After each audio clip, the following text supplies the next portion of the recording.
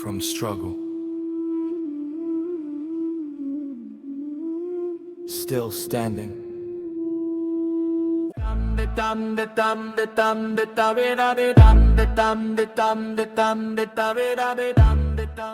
So I am at the park here.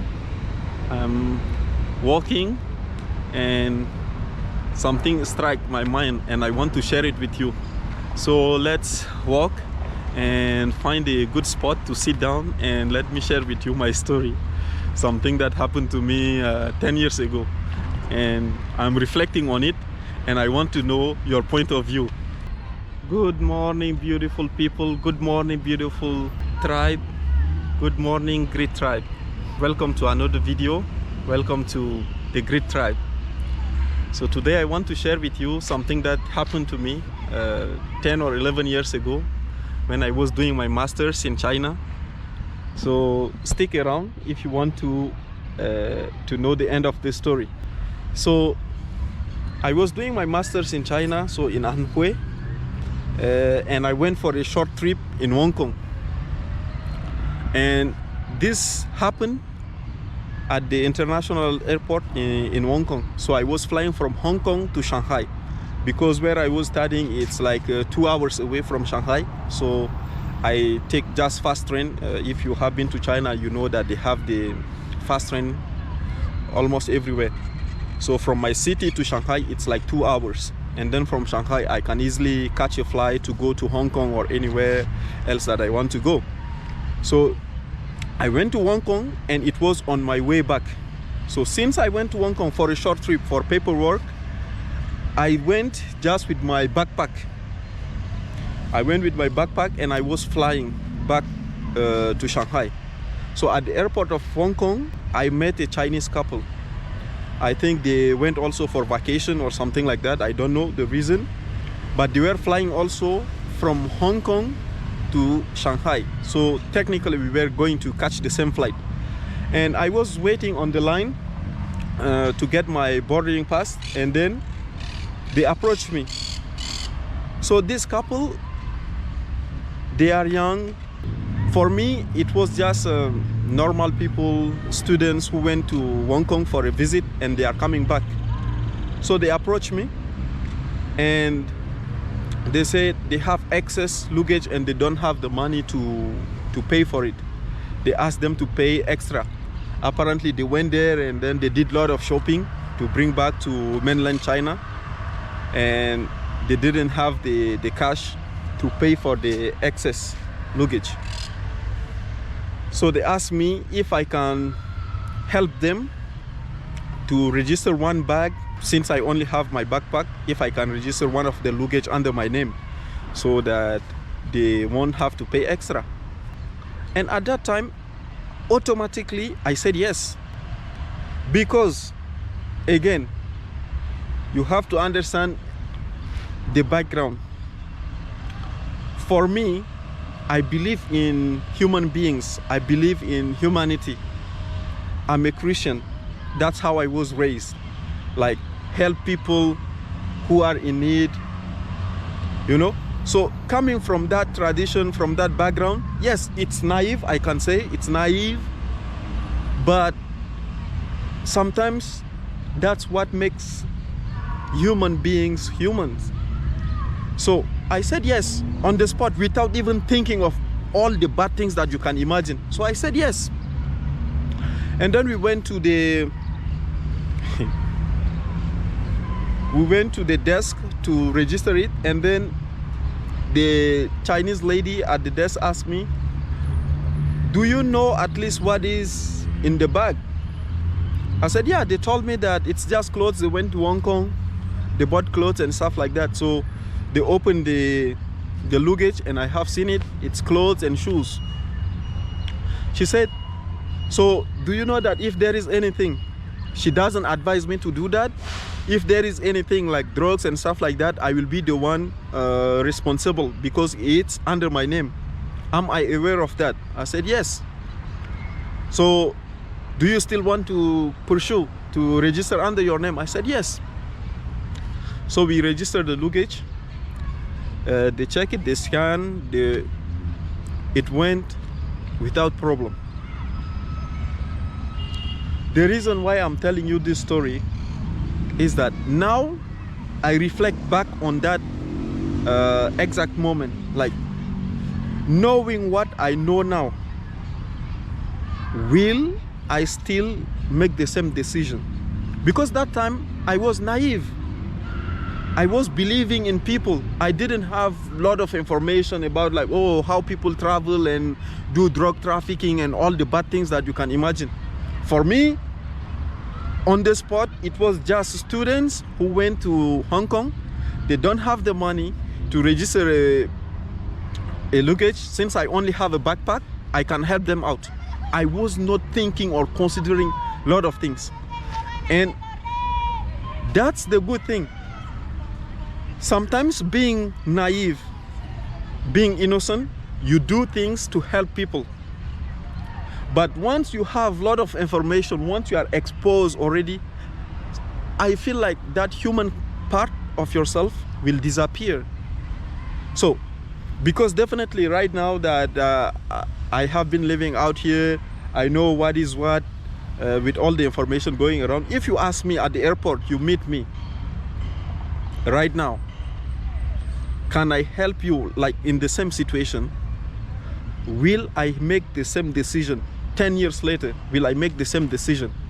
I will honestly tell you no. Why? Because I have a lot of informations. I have met a lot of people. I have seen a lot of news that people are trafficking drugs, illegal stuff. So the more information you have, the more conscious you become. And I think, correct me if I'm wrong, the less human you will become, because you are constantly on your guard. And this is like honest people, real people are paying the price for that. So maybe there will be a real couple that is not involved in drug trafficking, that will be in need in this kind of situation, that will ask me for help. But unfortunately, because I have seen the news, because I know I have many informations right now, so I will not be able to help them, unfortunately. I will just say no. My question is, if you are in that situation right now, in 2026, what would be your decision? You are traveling from point A to point B, you don't have luggage, and a couple comes for help. Like, can you help us register one of our luggage under your name so that we can pay less? Will you help them or no? Because for me, if my mom, my sister, or one of my family is in that situation, I would like them to get help. Sometimes there are just honest people who just want who need help. So if we focus too much on the bad, we assume the worst in people's life, finally, are we still going to be humans? Yes, I understand that the Western world, the principle or the tradition is like, keep it to yourself, mind your own business. I understand that perfectly. But still, sometimes there are people that are honest that need our help. So I was thinking of that, and I wanted to share with you to see if you were in that spot, what would be your decision? And of course, if that Chinese couple, they were trafficking drug, it will be, maybe I will not be free right now to tell you this story. Maybe I will be in jail. And in that case, who will trust me? Who will understand that I was just an innocent boy, naive, who was just flying and wanted to help out? Will that be enough to prove my innocence, especially in China? Will they believe that a black guy, a student, just went to China for his papers and he's flying back to Shanghai, and he was just trying to help out. Who would trust me? And you, let's see how biased you are.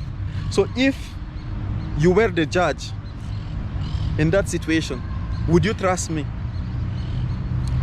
Black African flying from Hong Kong to Shanghai, registered a luggage that is not his, from a young Chinese couple, and got arrested because they lied to him that it was just clothes, shoes, but at the end it was illegal stuff that they are trafficking. So is the purity of your mind, the purity of your heart, enough to prove your innocence in a court? For me, I think the answer is no. No one would believe me. Maybe I will be 10 years, 20 years in prison and just ruin my life just like that. So now the question is, how many people are in that situation right now as we are speaking? How many people have been condemned by society or are in prison because of something that they honestly didn't do? And if because of this kind of stories we cannot trust each other anymore, so I'm asking myself, what kind of society are we really building? You cannot trust anyone, you cannot help anyone, you mind your own business. So what kind of society are we building? Because if you try to help someone and it didn't work out, then you will be blamed for it. No one will believe you, especially if you are black. So that's what I wanted to share with you, to see what will be your answer, what will be your point of view. So please comment below if you were put on that spot. 2 questions. In 2026, would you do the same? Would you help someone who's asking, like, genuinely for help to register a luggage under your name? That's the first question. The second one is, if you were a judge and they have presented to you that case, and me, I came to plead not guilty, I plead my innocence, saying that I was just trying to help out, would you trust me? What would be your decision? Thank you very much for listening to this, and please comment, like, share your opinions, give some advice. What would you do? What would you do? So I will be so happy to read your comment down below. And as I always say, on your way to where you want to go, please be happy. Thank you very much, and see you on the next one.